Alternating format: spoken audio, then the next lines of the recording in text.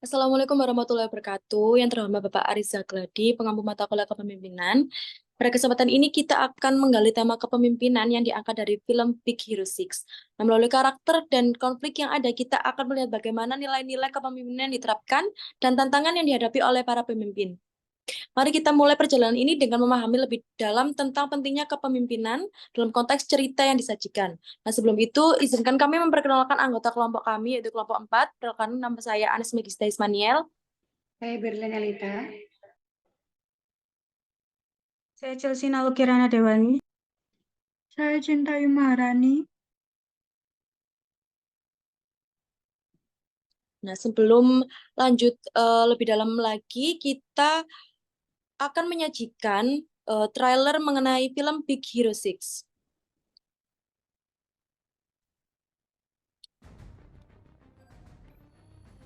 Nah, dari film ini, dari film Big Hero 6 ini, mengikuti Hiro Hamada, yaitu pemeran utamanya, remaja jenius robotika di San Francisco yang setelah kehilangan kakaknya terlibat dalam ancaman baru. Bersama robot Baymax dan teman-temannya seperti Gogo, Wasabi, Honey Lemon, dan Fred Hero membentuk tim superhero untuk melawan penjahat misterius, yaitu ilmuwan yang sangat cerdas.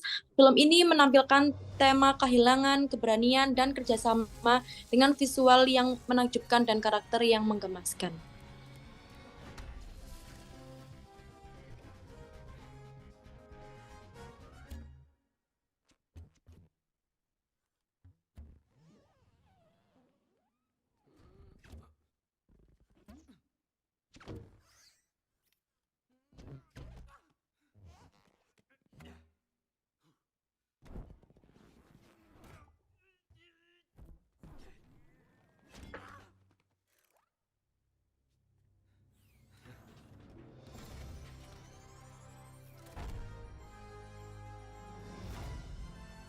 Oke, jadi itu dia trailer beserta sinopsis yang bisa saya jelaskan mengenai film Big Hero 6. Selanjutnya akan dijelaskan lebih lanjut lagi oleh teman saya, yaitu uh, Cintayu. Di sini saya akan menjelaskan karakteristik pribadi yang dimiliki hero yang membuatnya pantas menjadi seorang pemimpin. Yang pertama, ia cerdas dan kreatif. Seperti saat awal film itu, dia membuat robot yang dapat mengalahkan robot lawannya. Lalu yang kedua ada keberanian, di mana dia memiliki rasa keberanian yang tinggi untuk melawan dan mengajukan diri dalam perlombaan robot tersebut. Lalu yang ketiga ada empati dan kepedulian yang tinggi, di mana meskipun awalnya ia didorong untuk melakukan balas dendam, Hiro belajar untuk memperhatikan perasaan orang lain dan bertindak berdasarkan empati. Persahabatannya dengan Baymax dan timnya menunjukkan bahwa dia peduli pada kesejahteraan mereka, bukan hanya untuk mencapai tujuan pribadinya. Lalu yang terakhir ada kemampuan beradaptasi dan belajar dari kesalahan. Hiro juga mampu belajar dari kesalahannya seperti saat dia hampir menggunakan Baymax untuk tujuan balas dendam. Dia menyadari kesalahannya dan memilih untuk bertindak lebih bijaksana dan bertanggung jawab. Selanjutnya ada cuplikan video dari rasa keberanian Hiro. I have a robot. I built it myself.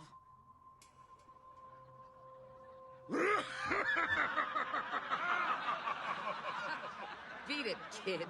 House rules. You gotta pay to play. Oh, is this enough? What's your name, little boy? Hero? Hiro Hamada? Prepare your bot, Zero.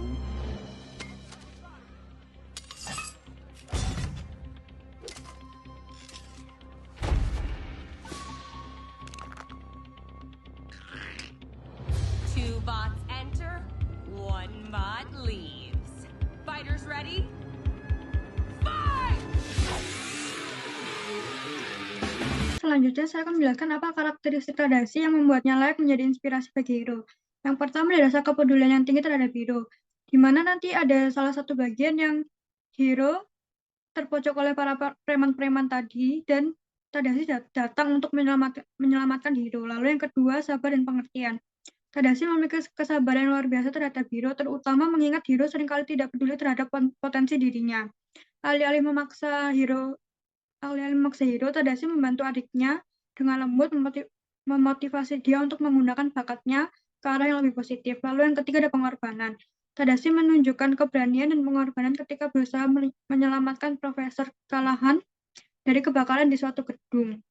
Nah, lalu yang keempat ada kedewasaan berpikir, di mana pada beberapa bagian Tadashi terlihat lebih dewasa dalam menghadapi hero yang masih kekanak-kanakan. Lalu yang terakhir ada dedikasi pada pengembangan ilmu, di mana Tadashi mengembangkan Baymax dengan tujuan yang baik, yaitu robot untuk kesehatan yang dapat membantu banyak orang. Lalu selanjutnya ada video rasa kepedulian Tadashi kepada hero. Hey, fellas. Let's talk about this. Hero, get on! Tadashi! Oh, good timing.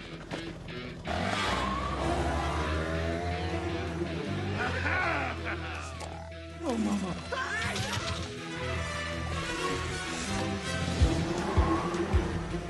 You okay? Yeah. Are you hurt? No. Then what were you thinking, you knucklehead? Nah, selanjutnya ada kepemimpinan hero terhadap anggota timnya.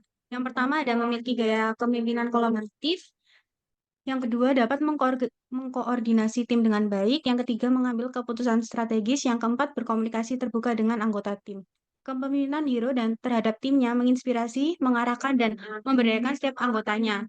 Setelah kehilangan kakaknya, hero membentuk tim superhero dan memotivasi teman-temannya untuk memanfaatkan kemampuan mereka melawan musuh. Ia fokus pada memperkuat keunikan setiap anggotanya, mempromosikan kerjasama, dan memberikan kebebasan berkontribusi secara kreatif, sehingga menciptakan lingkungan yang inklusif dan penuh motivasi. Selain itu, hero mampu mengambil keputusan strategis dalam situasi kritis seperti saat menghadapi yokai, dengan memimpin timnya menggunakan kecerdasan dan strategi untuk mengatasi musuh yang lebih unggul secara teknologi. Berikut ada cuplikan videonya.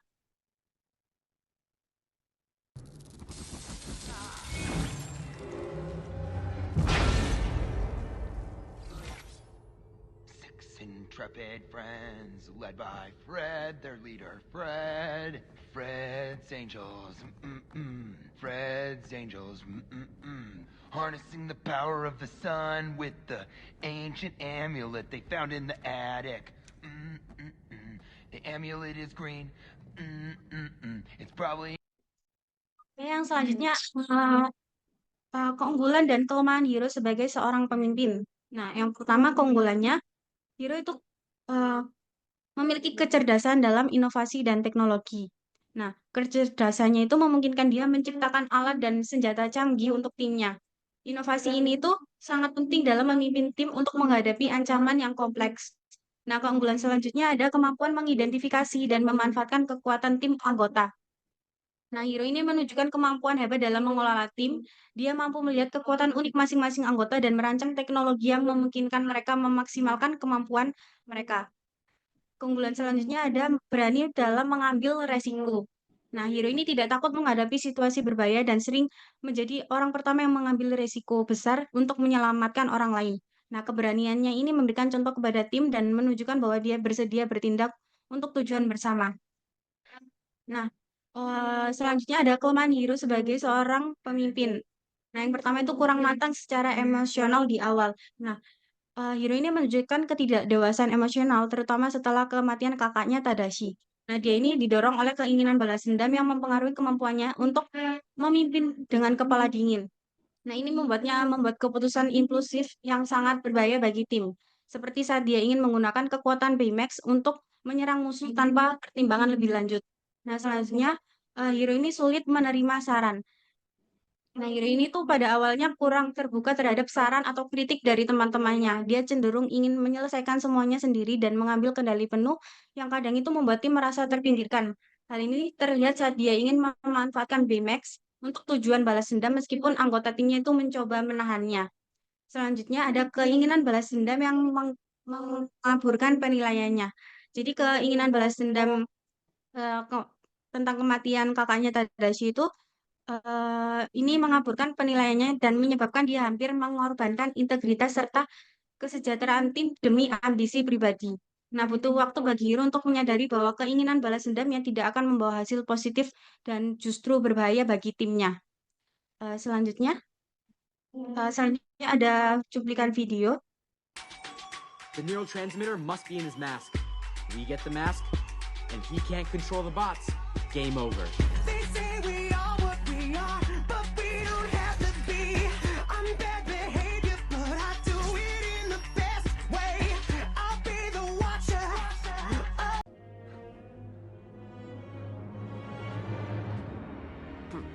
Professor Callahan? The explosion. You died. No. I had your microbots. Tadashi, just let him die. Give me the mask, hero.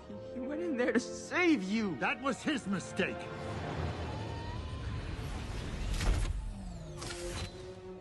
Baymax, destroy. My programming prevents me from injuring a human being. Not anymore. Hero, this is not what...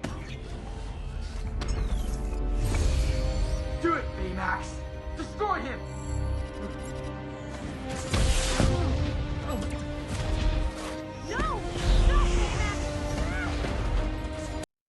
Ya, untuk yang selanjutnya, bagaimana kepemimpinan Hiro dan Tadashi jika diterapkan di dunia kerja. Yang pertama ada kepemimpinan Hiro, kepemimpinan kolaboratif dan inovatif. Juga yang kedua ada kepemimpinan kolaboratif dan fleksibel. Yang ketiga, Hiro akan cocok dalam lingkungan yang bergerak cepat dan berbasis inovasi, seperti industri teknologi atau startup, di mana kreativitas dan inovasi adalah prioritas. Namun, ia perlu mengasah kemampuannya dalam manajemen emosi dan strategi jangka panjang. Juga,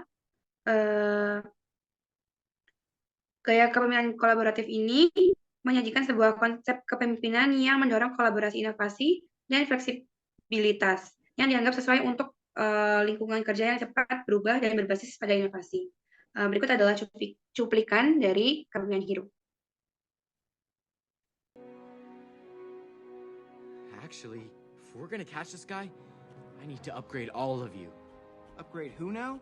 Those who suffer a loss require support from friends and loved ones. Oh, okay, I like where this is heading. We can't go against that guy. We're nerds. Hiro, we want to help, but we're just us. No, you can be way more. Tadashi Hamada was our best friend. We're in. Can you feel it? You guys, do you feel this? Our origin story begins. We're gonna be superheroes! Untuk yang selanjutnya ada kepemimpinan Tadashi. Yang pertama gaya kepemimpinan mentoring. Kepemimpinan Tadashi ini juga pemimpin yang mendorong pengembangan tim.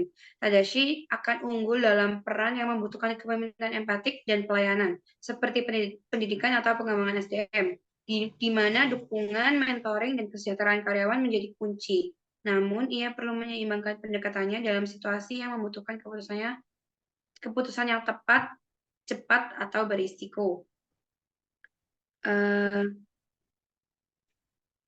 Kepemimpinan Tadashi yang diterapkan di dunia kerja juga menjelaskan 3 poin utama tentang kepemimpinan Tadashi, yaitu yang pertama ada gaya kepemimpinan mentoring, yang kedua ada pemimpin yang mendorong pengembangan tim, dan yang ketiga Tadashi akan unggul dalam peran yang membentuk kepemimpinan empati dan pelayanan seperti pendidikan atau pengembangan SDM juga. Jadi video berikut nanti akan tidak terkait dengan film Dr. Hero 6, melainkan membahas konsep kepemimpinan Tadashi yang diterapkan di dunia kerja. Berikut adalah cuplikannya. Nothing. No ideas. Useless, empty brain. Wow. Washed up at 14. So sad. I got nothing. I'm done. I'm never getting in. Hey, I'm not giving up on you. Ah! What are you doing? Shake things up. Use that big brain of yours to think your way out. What? Look for a new angle.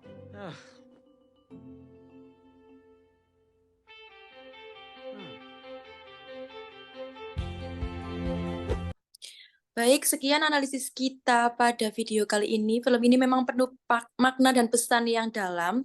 Dan terima kasih telah menyaksikan analisis kami. Mohon maaf apabila ada salah kata. Harapan kami kita diberikan nilai yang memuaskan.